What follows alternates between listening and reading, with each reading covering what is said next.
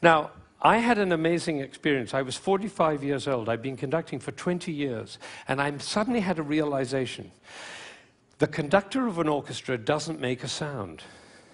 My picture appears on the front of the CD. But the conductor doesn't make a sound. He depends for his power on his ability to make other people powerful. And that changed everything for me. It was totally life-changing. People in my orchestra came up to me and said, "Ben, what happened?" That's what happened. I realized my job was to awaken possibility in other people. And of course, I wanted to know whether I was doing that. And you know how you find out? You look at their eyes. If their eyes are shining, you know you're doing it.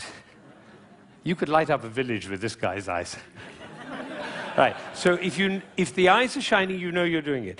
If the eyes are not shining, you get to ask a question. And this is the question.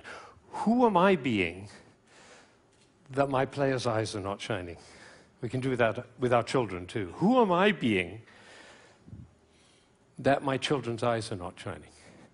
That's a totally different world.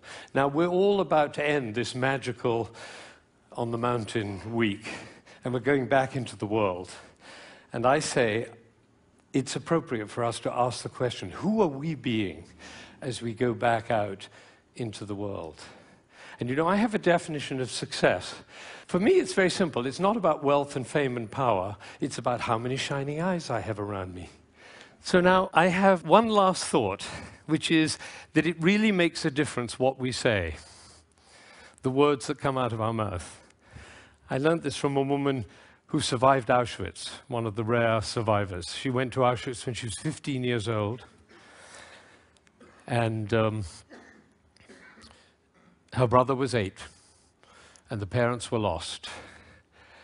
And she told me this. She said, "We were in the train going to Auschwitz.